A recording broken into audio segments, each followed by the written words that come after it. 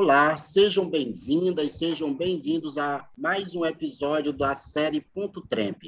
Eu recebo sempre aqui dois convidados para tratarmos de temas quentes do universo de inovação, de estratégia, de gestão, e hoje recebo o psiquiatra Adriano Menezes e a psicóloga especializada em psicologia positiva, Gisele Bonifácio, para falarmos de saúde mental, um tema socialmente recorrente que as organizações não podem se furtar a discutir e a ter programas de prevenção e proteção de suas ocorrências entre os membros das equipes que as compõem.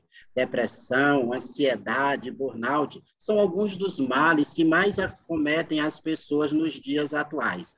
Reconhecidos como doença pela Organização Mundial de Saúde, são doenças que são reflexos das pressões e imposições feitas pela sociedade moderna, pelas empresas e pelas próprias pessoas a si mesmas. Ante as incertezas, as mudanças que geram fragilidades, por não se conseguir prever linearidade no futuro, seja o futuro das profissões, sejam das competências necessárias para garantir um trabalho, ou simplesmente por não conseguir descansar a mente diante de tantas informações e de tantas inseguranças que a sociedade moderna impõe. Para complicar um pouco mais todo esse cenário, o Brasil é um país onde se privilegia modelos de negócio que valorizam a competição como um impulsionador de resultado no trabalho. A distribuição de renda é desigual e desumana e tem um verdadeiro exército de pessoas sem a qualificação profissional necessária para garantir a empregabilidade. Um contrassenso com o que todos nós vivemos. Mas o que fazer, então, para preservar a saúde mental e construir jornadas de vidas felizes? É o que vamos procurar discutir, ouvindo pontos de vista de profissionais especializados em suas áreas e que têm afinidades com o que nós estamos propondo.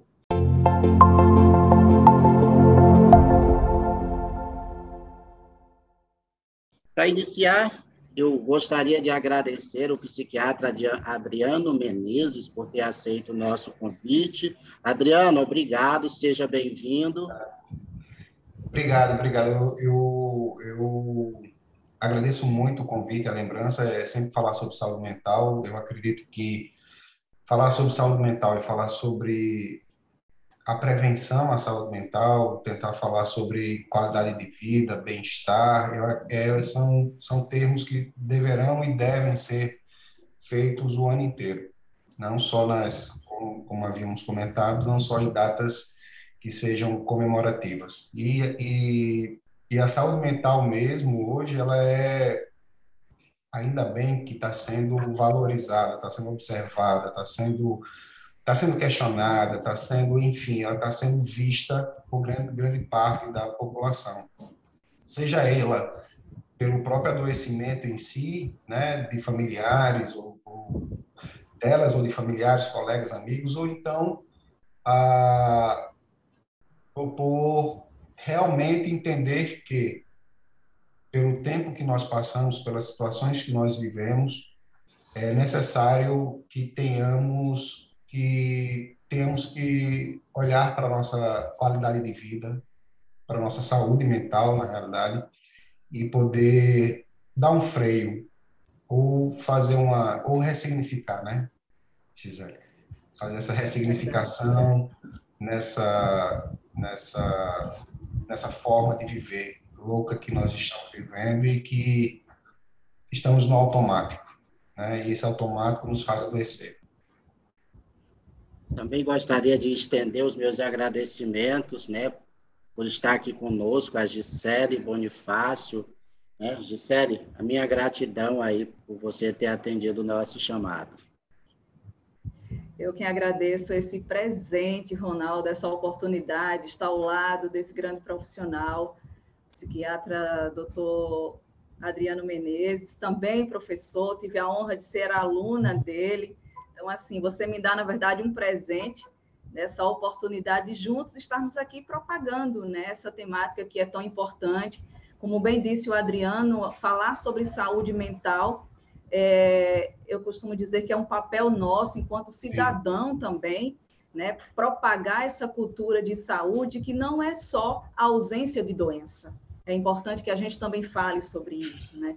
E a qualidade de vida, ressignificar momentos, dar um novo prisma, um novo olhar para muitas situações angustiantes que a gente enfrenta e vive no dia a dia, é importante. E essa oportunidade que vocês nos abrem para falar sobre isso é extremamente bem-vinda e importante. Então, desejar minha gratidão. Gente, para a gente começar, então, vamos falar um pouco sobre como eu trazendo todos os recortes que eu faço para o universo empresarial das organizações e de como o trabalho ou a transformação do trabalho, ela tem colocado as pessoas em determinadas situações que tem adoecido muito. A gente tem visto aí reconfigurações de trabalho que a tecnologia tem trazido, o surgimento de novas profissões, o fim de outras profissões, e esse universo da tecnologia e das transformações que ela tem trazido, ela, como um fenômeno social, ela também tem acometido muitas pessoas dessas doenças emocionais, até mesmo porque a gente acaba se impondo um ritmo de vida que é desleal conosco mesmo, certo? Então, como é que vocês entendem a relação, ou como deveria ser a relação das pessoas com esse mundo em que a gente está, onde tudo é com muita incerteza, onde tudo muda o tempo todo, onde tudo está em transformação e a gente acaba se vendo de uma maneira muito frágil, né? Trazendo aí o conceito de que o mundo é bunny, que a gente tem as fragilidades, as incertezas, as inseguranças, a não linearidade de futuro e todas essas questões. Como é que vocês veem nesse cenário como as pessoas podem se prevenir de todas essas questões relacionadas às doenças mentais? Gisele? Bem, a gente começa fazendo, né, uma reflexão sobre essas transformações que acontecem o tempo todo, a todo momento a gente é demandado por esses frenéticos acontecimentos que acontecem dia a dia, diariamente, seja no âmbito profissional, seja no fenômeno da nossa vida pessoal, seja no mundo do trabalho. Então, assim, isso gera o quê? Né? Muitas recorrências de preocupações em excesso, muitas vezes, né? Por cobranças, onde as pessoas elas sentem na necessidade de estarem o tempo todo nessa rota de positividade, de buscar, né? Tá dando conta de muitas tarefas, de muitas atribuições, e às vezes esquecem de ser flexíveis, né? Quando se flexibilizam, tornam possíveis essa credibilidade, torna-se possível a adaptação melhor a esse ritmo frenético de mudanças tecnológicas. A gente vem sofrendo nessa pandemia muito impacto, né? Seja no âmbito profissional, familiar, social, porque a gente teve que acompanhar esse ritmo, esse processo de mudança, mas que isso já vinha acontecendo há um longo tempo. Eu costumo dizer que a pandemia ela acelerou alguns movimentos, alguns momentos, né? E principalmente algumas adaptações que a gente teve que fazer. Então, as pessoas elas tiveram que entrar nesse contexto, né? Para tentar se adaptar e levar isso de forma menos comprometedora de suas condições emocionais. É fato que muita gente não conseguiu, né? E no decorrer dessa nossa conversa aqui, a gente vai estar dialogando também sobre isso. Então, causou muito adoecimento, sobrecarga, as pessoas, elas já vinham nesse ritmo frenético de dar conta de tudo, mas esquecem de parar, né? Esquece de fazer uma pausa, como o Adriano bem falou, pausar, se observar, olhar os sinais que estão aí à sua volta, como é que teu corpo está reagindo e falando o tempo todo. Então, é importante esse olhar, para esse autocuidado, olhar para dentro de si. Complementando, se a gente for observar, como a Gisele comentou, nós já vínhamos num ritmo muito frenético, né? É aquela questão do buscar sempre o ter e não o ser. E ao longo dos anos, ao longo das décadas, as situações elas foram se acumulando, elas foram se sobreagregando. Se você percebe, hoje qualquer pessoa que esteja inserida no mercado de trabalho, seja ele um pai de família, uma mãe de família, ou uma pessoa que é solteira, por exemplo, ele não tem uma demanda só familiar, uma demanda só social, ele tem uma demanda também financeira, ele tem uma demanda do trabalho. O trabalho hoje, ele está, grande parte, não generalizo, mas grande parte de várias empresas, elas veem muito mais a questão de onde eu posso chegar, mas não de que forma eu posso chegar a esse momento, de estipulando metas. Se você faz você faz uma entrevista, eu estava fazendo uma entrevista para uma atendente de uma loja da minha esposa, e aí perguntei, e como é que você lidar com metas? Porque hoje é uma pergunta que pode ser extremamente estressora. O paciente, a pessoa pode chegar assim, me dou muito bem com metas, eu cumpro minhas metas, eu faço as minhas metas, mas meta em si, a palavra meta em si já traz uma certa carga de ansiedade, porque você terá que cumprir aquelas metas para ficar naquele emprego. Isso é muito, já é um momento estressor ou estressante já no início do seu trabalho, né? Você já começa com isso.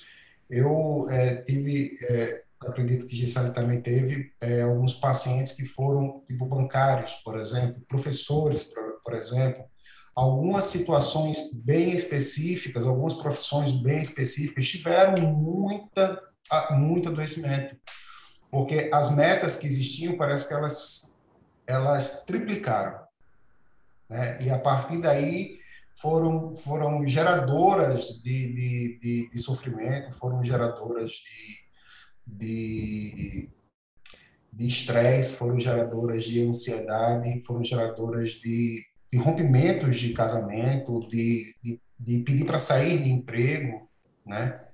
E hoje, por um acaso, eu atendi uma paciente que ela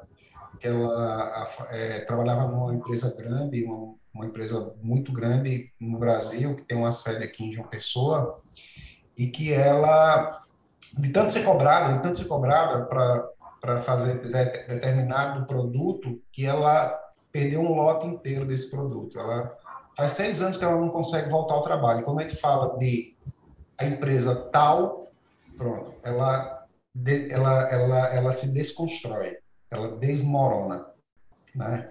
Então, a grande questão é, o empresário ele está ali, ou as pessoas eles estão ali ou outras pessoas, eles buscam atitudes suas, buscam ações suas. Aí vale a pena você se fazer essa pergunta, dizer, o que vale a pena para mim? E é isso, às vezes, que eu gosto de passar para os meus pacientes, dizer assim, tá, vamos lá, mas vale a pena? O que é que vale a pena para você hoje? O quanto disso está lhe fazendo sofrer? Tá? Nenhuma medicalização. Eu fazer uma medicação em você, por exemplo, eu vou resolver um problema pontual, mas o problema vai existir. E você talvez não vai voltar a ser aquela pessoa que você era. Então, as questões, essas demandas, elas têm que ser, como Gisele mesmo comentou, de ser você parar, reflexionar e dizer assim, vale a pena. Isso vale a pena para mim, isso não vale a pena para mim, e tocar o barco para frente, né? Tocar a vida para frente, porque você tem outras demandas a se cumprir, seja ela familiar, seja ela escolar, universitária, enfim, e que tem que dar vazão a todo esse processo. É parar realmente e pensar o que vale a pena para a vida. E algum complemento, Gisele? Engraçado que quando a gente fala sobre meta, né, para muitos soam como um comprometimento, mas um comprometimento não para uma realização assim de si, na contribuição para aquilo no trabalho, mas soa como uma cobrança, uma punição. Então, assim, eu tenho que dar conta daquilo. E aí a pessoa fica focada, né, nessa luta ferrenha de dar conta e muitas vezes esquece do sentido, né? Para que eu preciso dar conta dessa demanda? Que diferença atingir essa demanda, essa meta, vai fazer na produtividade, na vida de alguém ou da minha equipe? Então, assim, pensar de forma a se adaptar a essas mudanças é também ter essa autorreflexão sobre essas metas que a gente muitas vezes traça de forma pessoal e no trabalho também, né? Às vezes a gente quer levar sozinho, sem delegar, sem distribuir tarefas entre as equipes, e esse senso de autorresponsabilidade, muitas vezes, quando ele não é observado, tem gerado adoecimento, sim. Recebi muitos clientes, muitas demandas relacionadas ao estresse, né? Relacionada à ansiedade, o burnout, que agora, recentemente, já se tornou uma doença ocupacional. Então, assim, as empresas precisam ficar bem atentas a essa situação, né? E começar a olhar para o lado, né, socioemocional dos seus colaboradores, para ter clima organizacional mais leve, né, de forma que as pessoas gostem de lembrar do trabalho, dormir e acordar pensando, poxa, amanhã eu vou estar naquela empresa, com muita satisfação. Sim. Eu vejo, gente, que toda essa perspectiva de você ter essas incertezas no futuro, ter essas cobranças do que você precisa entregar, digamos, no final do mês, né, pegando a deixa de vocês em relação à meta, ela acaba gerando uma ansiedade, porque as pessoas começam a viver aquele futuro antes dele chegar e acaba isso sendo muito prejudicial para o dia a dia. Mas vocês que estão aí mais na frente de lidar com os pacientes, existe uma diferença entre as gerações de como elas lidam com essas pressões e que tipo de doença, ou se estão mais suscetíveis a essas doenças mentais? Existe alguma coisa que vocês poderiam falar sobre essas questões, né, geracionais e como elas lidam com as pressões e com esse mundo atual e a suscetibilidade para as doenças mentais? Vamos.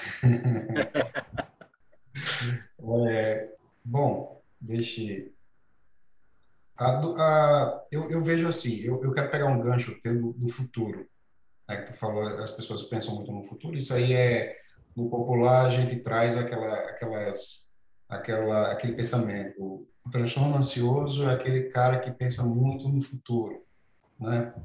Eu vi duas reflexões. Tá até gravado, acho que de um rabino,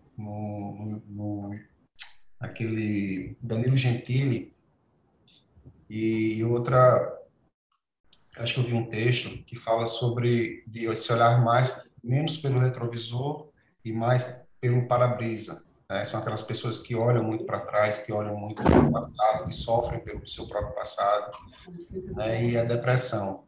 E uma outra situação para que você possa viver o dia, né? Viver o dia a dia, você tem, por exemplo, aquela questão o rabino, ele estava falando da seguinte forma: eu acreditava que para ser feliz eu tinha que ter um carro, como os meus amigos tinham, e fui lá e comprei um carro. Aí depois eu acreditava para ser, eu vendo meus amigos casando, eu acreditava que ser feliz era casar. Aí fui me casei. Eu vi os meus amigos ter filhos, e eu acreditava que ser feliz era ter filhos, e fui lá e tive filhos. Acreditava ser, os filhos dos meus amigos, eles estavam tomando um rumo na vida. Eu também acreditava que para ser feliz, ver meus filhos tomar um rumo na vida, era ver meus filhos tomar um rumo na vida. Depois era ver os meus netos, porque eu via os meus amigos também vendo os netos deles. E hoje eu estou aqui, numa cama de hospital, porque eu vi muito o futuro e nunca vivi o presente. Nunca consegui viver o meu presente. Eu sempre pensava naquilo que vinha lá na frente. E essas reflexões é aquilo que acontece no dia a dia. As pessoas, elas não se preocupam com o dia de hoje, se preocupam com o amanhã. Hoje nós estamos vendo crianças com essas mesmas perspectivas. Nós estamos vendo adolescentes com essa mesma perspectiva. Aí você separa, você tem crianças que, porque sofrem bullying, por exemplo, entram em depressão na infância. Você percebe adolescentes que precisam se enturmar, precisam fazer parte de uma tribo, fazer parte de um grupo, fazer parte de uma instituição, a ansiedade de fazer parte de algo. Você vê chegando perto do Enem, por exemplo, do vestibular Enem, você vê quantos adolescentes hoje, eu tenho vários adolescentes que eu atendo, tanto aqui em João Pessoa como em Patos, que sofrem por conta do Enem, sofrem porque não sabem o futuro de amanhã, de pessoas de pensar até em querer se matar, do autoextermínio. Entende? Então, assim, hoje, por diversas demandas que existem, hoje já não tem mais público, um público selecionado. Você tem crianças ali na infância, você tem adolescentes, você tem adultos jovens que estão entrando no mercado de trabalho, você tem adultos que já na meia idade, porque estão sendo muito cobrados pela família e pelo trabalho, pelas demandas que têm. Você vê pacientes idosos que estão sofrendo com o ninho vazio.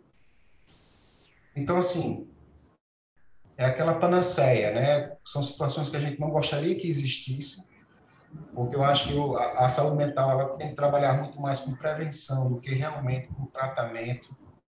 Eu acho que o nosso ponto de vista aí, e nós estamos trabalhando muito mais na ponta do tratamento do que na prevenção, né? Então, assim, público não há, nós vamos ver dos casos mais frequentes, desde depressão, estou vendo criança com toque, depois da pandemia, estou vendo criança de 8, 9 anos com toque, transtorno obsessivo compulsivo, 10 anos, 11 anos, com toque. E toque, por exemplo, é um quadro grave, é um quadro que, se não tratado de forma correta, ele pode ficar crônico, e o paciente, às vezes, não sair do processo, passar a vida inteira nesse processo. Então, tá muito heterogêneo o panorama. É verdade. E assim, a gente olhando para o contexto, né, dessas faixas etárias, assim, é algo que a gente precisa estar muito atento, porque isso também fala muito, né? Ronaldo, no início da fala dele, ele falava sobre essas distorções que Sim. há no nosso contexto social, econômico, político. Então, assim, de fato, a gente não tem mais como dizer, existe mais crianças, mais adultos, velhos, jovens adoecendo, não. É uma avalanche de adoecimento, a gente até se surpreende ao ouvir crianças escrevendo para pais que não aguentam mais, que estão sofrendo, é uma dor profunda, não dá para aguentar mais. Quando você acabar de ler essa carta, talvez eu já não esteja mais aqui. Então, isso choca muitas vezes a nós que somos profissionais, que lidamos com isso no dia a dia, mas para além de lidar com essa situação, nós também somos humanos. E assim, a gente fica se perguntando o que leva, né? E assim, vem vários questionamentos, desde a exigência, né, de um padrão que é colocado pela sociedade como sendo um padrão a ser seguido, que é certo, que é coerente, o que deve ser feito para que a pessoa se adeque ali na aceitabilidade. Então, isso muitas vezes soa como muito pressão, principalmente para essa turma aí de pré-adolescente a adolescente, né, se vê nesse papel, né, diante de redes sociais, essa autocobrança. Eu também tive clientes que chegaram para mim a dizer assim, olha, durante essa pandemia, teve situações que pessoas ficaram desempregadas, né? Chegaram para mim, eu meti a cara para estudar, ter muito conhecimento. Beleza, muito conhecimento. O que você fez com esse conhecimento? Travei. E aí eu fui ler sobre o que era isso, né? A pessoa dizendo para mim. E eu cheguei numa denominação. Disse, tá, o que você entendeu sobre isso? Eu estou me sentindo gorda, intelectualmente falando. Ou seja, travou. Né? Obesidade intelectual, transtorno de burnout, de ansiedade. Assim, a gente tem transtorno generalizado de ansiedade, que assim, foi de forma muito elevada nesses últimos 2 anos, digamos assim, e a depressão que ela tem atingido, né? Desde crianças aos nossos idosos, né? Muitos números aí de suicídios, né? De casos de depressão, assim, que, infelizmente, é como o Adriano fala, a gente precisa trabalhar, sim, com prevenção, né? Por isso que é importante essa disseminação, essa conversa, e a gente ter esses espaços para dizer para as pessoas, não esperem já estar no limite da sua dor para buscar ajuda, porque buscar ajuda não é sinônimo de fraqueza, vamos romper com esse tabu, né, de dizer que é fraqueza, é moleza, é frescura, é mimimi, não é nada disso. E a gente precisa cuidar da nossa saúde emocional e mental, porque sem esse equilíbrio a gente não consegue dar conta da nossa rotina, né? E eu costumo brincar com os meus pacientes, os meus clientes, e digo o seguinte, olha, é fato que não tem um exame de ultrassonografia, um raio-x, um hemograma que diga, ó, tá aqui, você sente isso. Mas fisicamente, cognitivamente, de forma comportamental, você está sentindo na pele. Então, vamos olhar para esses sintomas que estão aí gritando, né?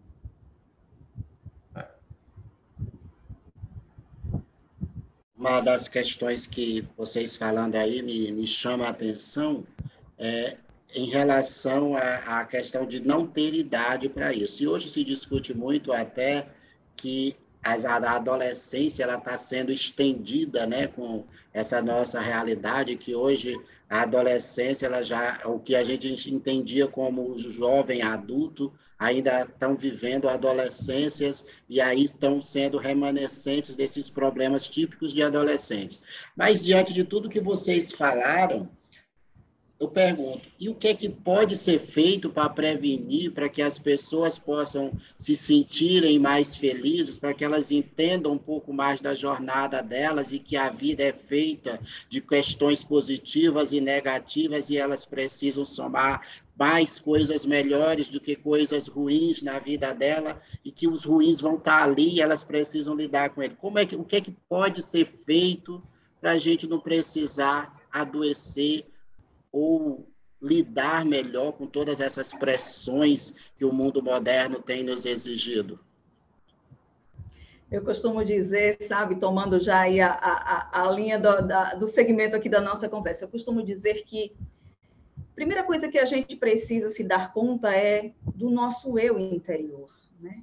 Quem sou eu nesse contexto? Qual é o meu papel? O que é que eu tenho que desenvolver? Como é que eu me entendo diante dessa situação? Por exemplo, nesse contexto de pandemia, qual foi a minha postura? Né? Como foi que eu me desenvolvi durante esse momento que a gente está vivenciando? Né? O autocuidado, estar atento, né, às nossas ações no dia a dia, sair desse piloto automático. Muitas vezes a gente entra no carro, chega no trabalho e se quer dar conta do que viu no trajeto, de quem encontrou, você só lembra de parar no sinal, xingar alguém que te trancou ali, passou na sua frente, e isso vai gerando adoecimento. Esse ritmo frenético, né, que de certa forma eu costumo dizer que a pandemia ela também trouxe um lado positivo, tirando, né, toda a negatividade dos lutos, das dores, das doenças, tudo mais, mas ela também nos fez refletir sobre esse ritmo, né, frenético que nos leva a uma avalanche de adoecimento. Querer dar conta de tudo ao mesmo tempo, estar sempre no controle, né? De forma sendo inflexível, exigente, rígidos demais, perfeccionistas demais, querendo estar dentro de um padrão para que seja aceito na sociedade, agrade a sociedade, e você, enquanto protagonista da sua vida, onde é que você está nessa pilotagem aí da sua vida? Então, assim, o olhar para si, né, ter a saúde emocional e mental como sendo uma prioridade. Recentemente, a gente estava ali fazendo os nossos votos de início de ano. Primeira coisa que a gente pede é saúde, quero ter saúde. E aí, eu sempre que me encontro com os meus clientes na clínica, e aí? Beleza, você quer saúde, o que é que você está fazendo em prol disso? Atividade física, alimentação saudável, dormindo bem, você está apreciando a natureza, sendo mais grato, como é que está o gerenciamento das suas emoções? Por aí começa essa nossa meta de querer ter saúde. Então, assim, esse olhar, sabe, essa busca de autoconhecimento. Como é que eu me conheço diante de dos conflitos nas organizações, lá no meu ambiente de trabalho. Como é que eu estou lidando com a minha equipe? Como é que eu olho para o outro, a dor do outro? Será que eu estou sendo compreensivo? Né? Os gestores, como é que eles estão preocupados com a qualidade de vida dos seus colaboradores? Será que estão investindo em palestras, né, em programas de qualidade de vida? Estão preocupados com a saúde mental e emocional? Porque, assim, existem muitos profissionais, doutor Adriano, eu também trabalho com isso, estamos dispostos, né, a colaborar com a saúde das organizações. Então, é necessário essa corrente multidisciplinar, né, que dá esse suporte. Não tem receitinha de bolo, né? Eu acho que De jeito nenhum. você está fazendo não tem receitinha de bolo. É onde você quer ir, onde você quer chegar, como você quer chegar. Eu acho que também é importante justamente isso. Quanto você se cobra para poder você alcançar aquilo que você se propôs, né? Eu acho que aquilo que você falou é muito importante. O autoconhecimento, se autoconhecer, saber os seus limites, saber as suas qualidades, saber até onde você pode chegar. Esse autoconhecimento é muito importante. Saber como chegar, né? Eu vou ter uma jornada de 10, 12 horas de trabalho, eu vou fazer isso, vou fazer aquilo outro, eu vou trabalhar em uma ou duas cidades, eu vou pegar vários empregos, eu vou fazer isso, eu consigo. Tá. Às vezes a pessoa pode até conseguir realmente, mas o quanto ela gastou da reserva de saúde mental, né? O quanto ela gastou, o quanto de energia ela teve que,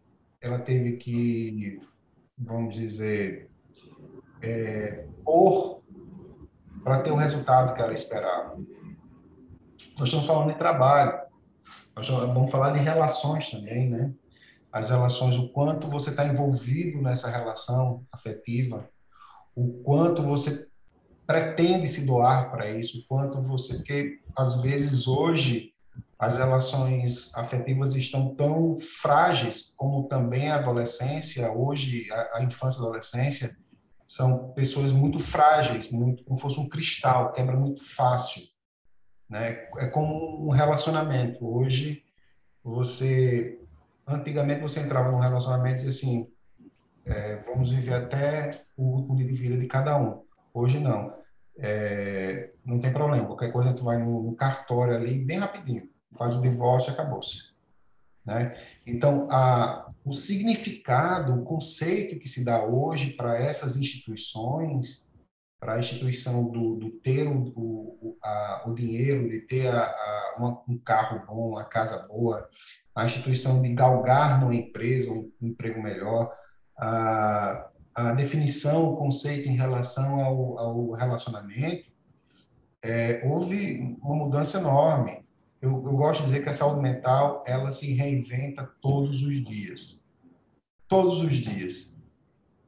Se fosse necessário, os nossos guidelines, os nossos, que a gente, aquilo que nós nos deparamos ou como tomamos como referência, talvez se tivesse a capacidade, ela deveria ter sido deverá ser realizada a cada 3 meses, a cada semestre, porque muda, o comportamento humano muda, o sofrimento humano muda, entendeu? Então, assim, é o quanto realmente você está empenhado e o quanto de energia que você vai dissipar nessa atividade e o quanto dessa energia dissipada vai lhe fazer bem ou não. Eu acho que são essas questões que a gente tem que observar.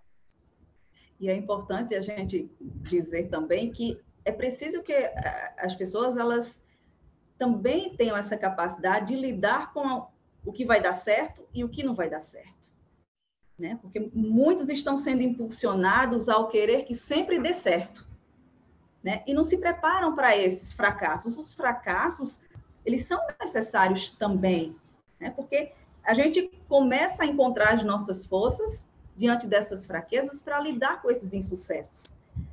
É fato que a gente busca, né, uma satisfação, mas até que esse sucesso ele não nos cause um adoecimento. A ansiedade, ela é saudável, o estresse, ele é saudável, até um certo limite, né? Ultrapassar desse limite, ele causa adoecimento. Mas o que eu quero dizer com isso? A gente precisa se permitir sentir ansiedade, a gente precisa se permitir sentir estresse. Eles nos impulsionam, né? Mas, assim, as pessoas, muitas delas, eu não quero sentir tristeza, eu não quero sentir essa dor. É necessário acolher essa dor. É necessário ouvir essa tristeza, saber o que esse sentimento quer dizer com você, que mudança ele está querendo que você provoque em sua vida.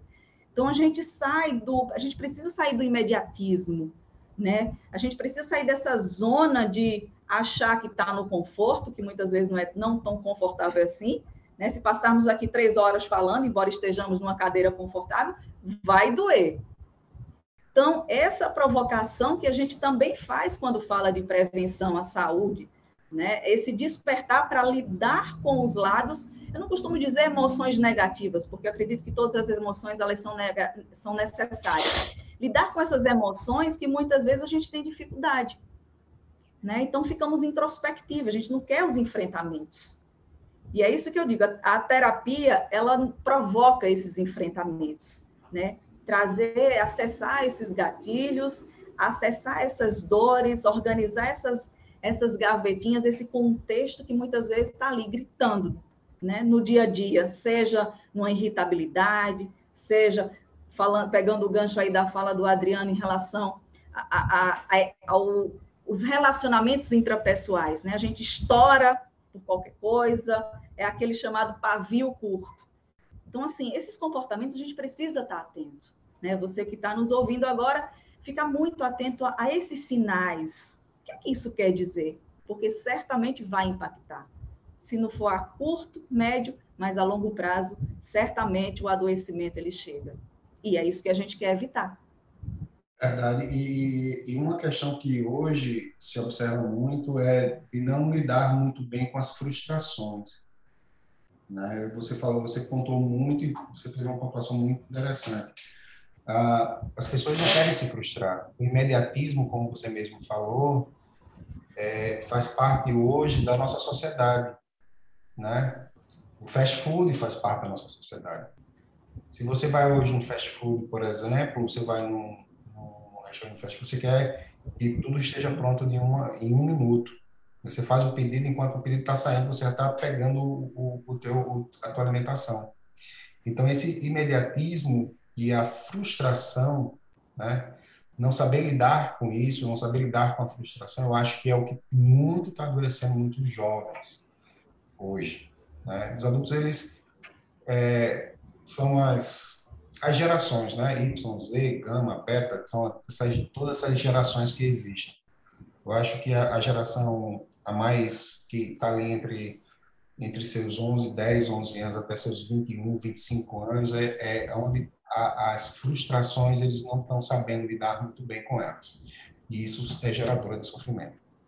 É verdade. E você falando do fast food, agora eu lembrei, Adriana, certa vez uma cliente me contactou, ela não se tornou minha cliente. Ela chegou para mim e disse assim, ela já chegou se dando o diagnóstico. Eu tenho ansiedade. Tá. Em quanto tempo eu vou ficar boa da minha ansiedade? Olha o imediatismo, olha o fast food. Não é o fast food, exatamente. Eu disse, olha, vai depender do quanto você está disposta a investir em você mesmo em relação à tua jornada na psicoterapia. Não sou eu quem vou dizer o tempo. Pensa que ela voltou? Não. Porque ela queria, assim, acordar no dia seguinte e achar que todo o seu contexto estaria resolvido, assim, de imediato.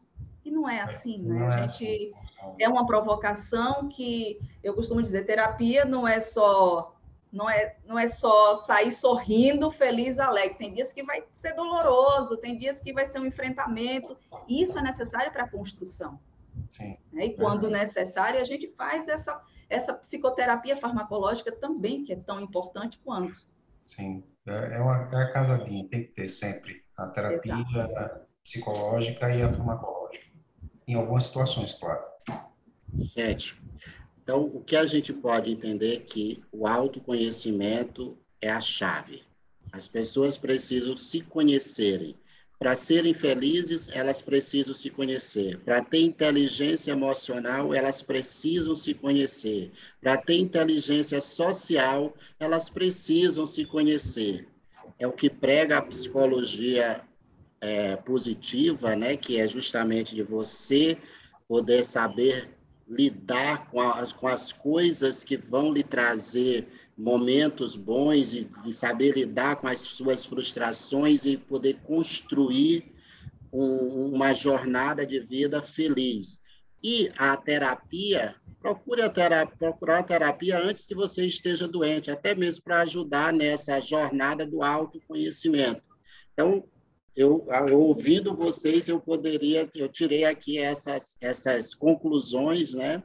Mas a gente avançando aqui no tema, vocês já até falaram um pouco aí sobre, mas existem alguns mitos nessa área, né, de que, porque depressão não é doença, é frescura, que gente, que você vê o pobre, ele não tem depressão, isso é doença de rico. O que é que tem de mitos e o que é que tem de verdades, né, nessas questões relacionadas à doença mental e em relações às classes sociais, à condição financeira do brasileiro? O que é que a gente poderia trazer de esclarecimentos para destruir aí alguns mitos que as pessoas constroem? Eu acho que primeiro, eu acho que uma frase que você falou foi a questão da fraqueza. Muitos, eles acreditam que são fracos por estarem doentes, por ter depressão, por ter ansiedade, principalmente depressão. E aí eu faço, com os meus pacientes, eu faço um paralelo. Eu chego e apresento para eles e digo, vem cá, tu já teve pneumonia? Aí ele disse, já. Mas pronto, então você é fraco do mesmo jeito. Porque as doenças mentais, o sofrimento psíquico é uma doença como qualquer outra, como a pneumonia, uma gripe, o Covid, como um infarto, como uma diarreia, como, enfim, um AVC. Ele é uma doença normal, é codificada. Então, fraqueza não existe, né? E o que, às vezes, existem situações que as pessoas tentando, claro, ajudar, às vezes atrapalham muito mais.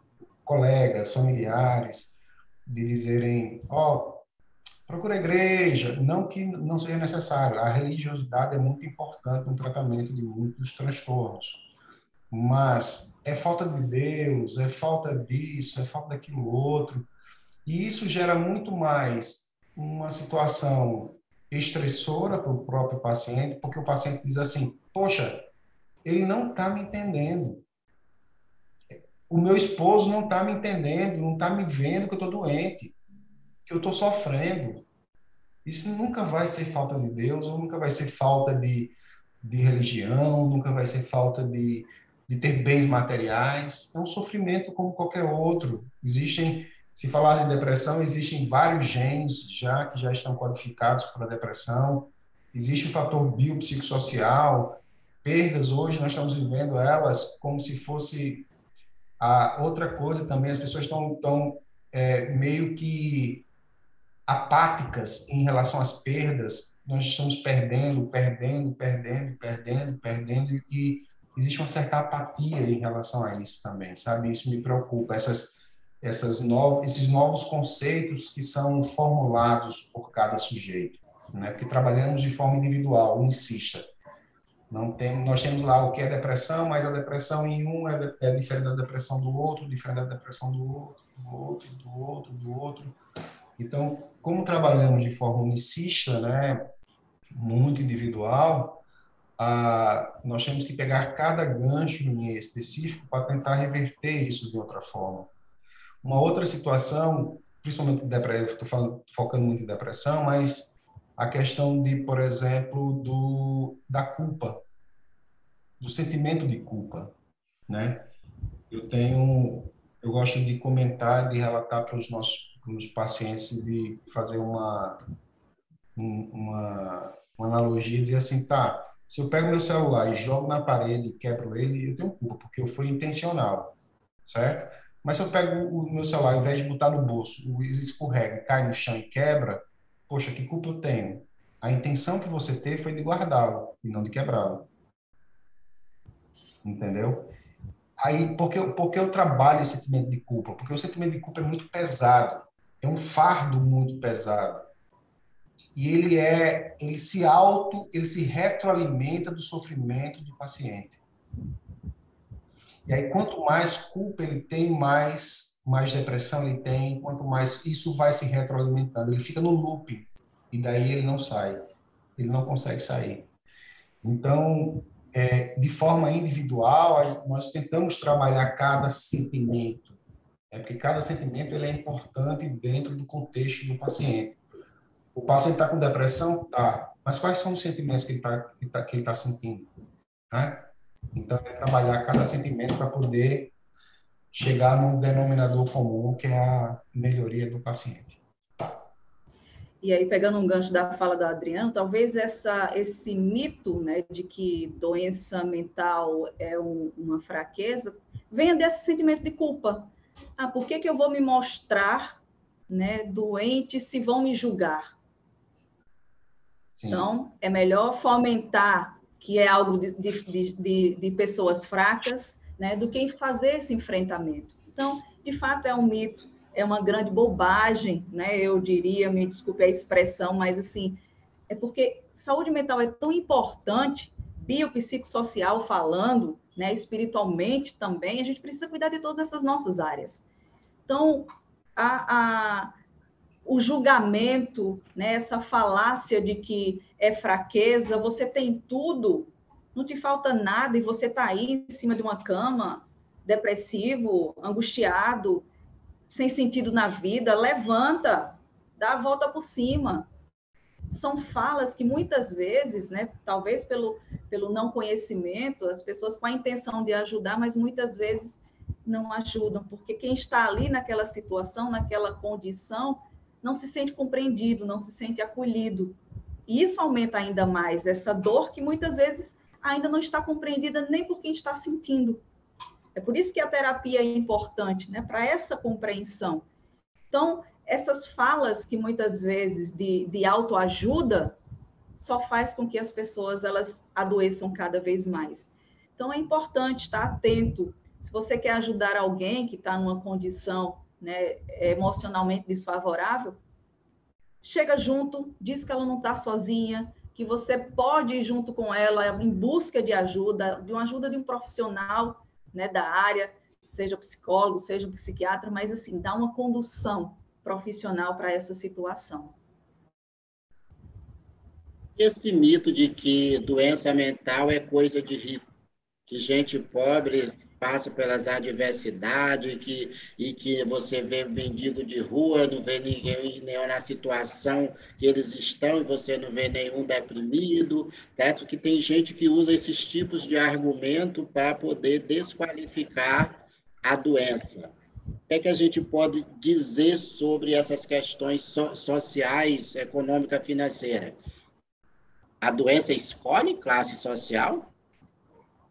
Não.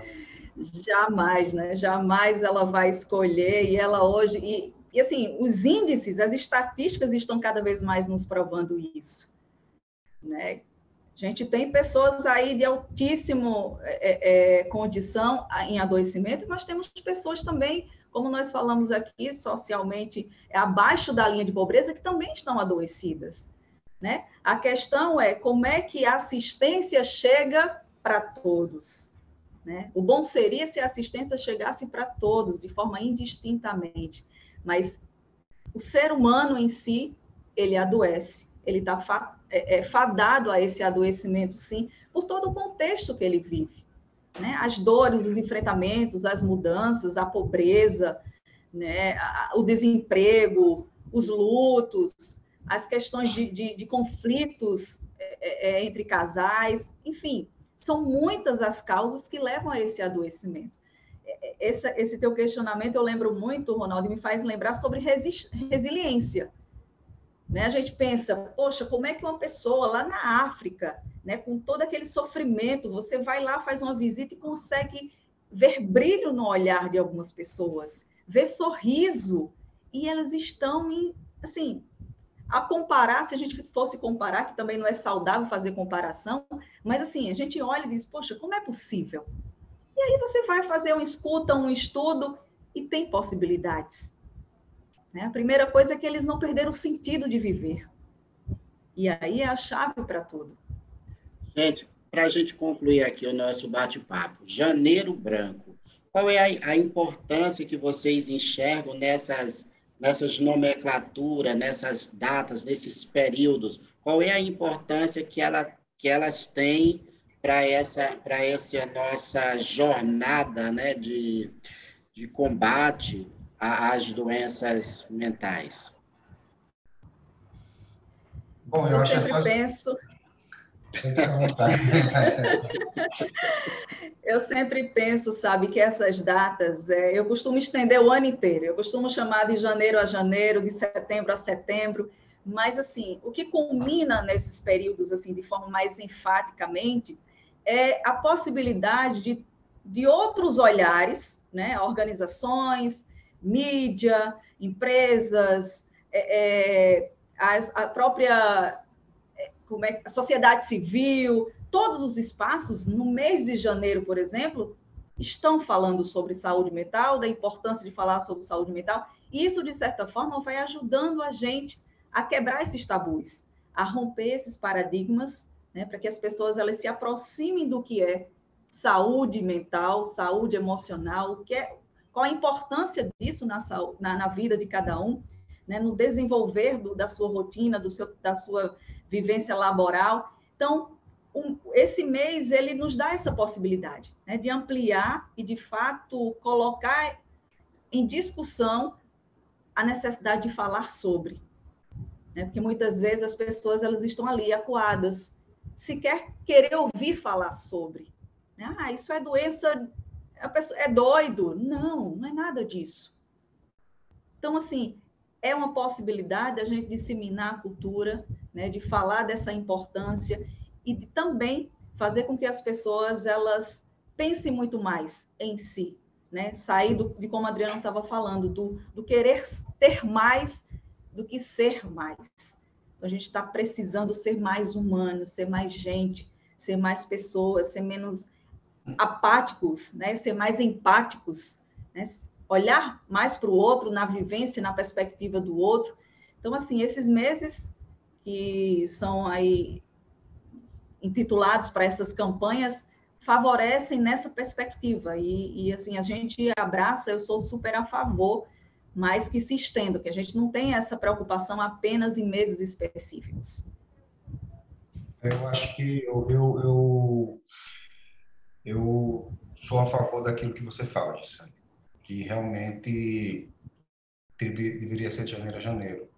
Deveria ser janeiro branco, fevereiro branco, setembro branco e amarelo, novembro branco.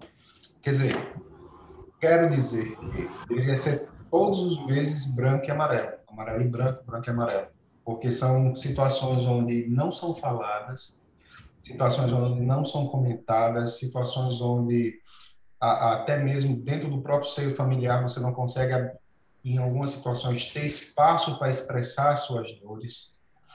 Então, nós somos formadores de opinião, nós três somos formadores de opinião. Então, a partir do momento que nós falamos isso de forma mais aberta, nós damos liberdade ou nós damos possibilidade para que pessoas, né, para que pessoas que estão sofrendo busquem ajuda, né? Seja ele em janeiro, fevereiro, março, abril, maio, junho, até dezembro. Falar, como eu falo, sempre gosto de falar sobre saúde mental, ele é necessário, porque se nós falássemos muito mais do que já falamos sobre saúde mental, talvez, mas muito talvez, nós teríamos baixos índices de ansiedade. Nós somos o primeiro país no mundo em números de pacientes ansiosos, teríamos muito menos quadros de suicídio, teríamos muito menos situações de depressão, enfim, outras situações em geral, que agravam e que afetam toda a família. Hoje, afeta toda a família, né? No seio familiar, você vai encontrar alguém que está passando por alguma dificuldade, algum sofrimento psíquico. Então, esse reverberamento, essa ruminação, você falar a mesma coisa sempre, sempre, sempre, sempre, ajuda muito, ajuda na prevenção, né? E ajuda, e pegando um gancho também da questão só rapidinho, da questão a doença mental, ela não escolhe classe social, não escolhe raça, não escolhe etnia, não escolhe credo, não escolhe nada. Ela é universal.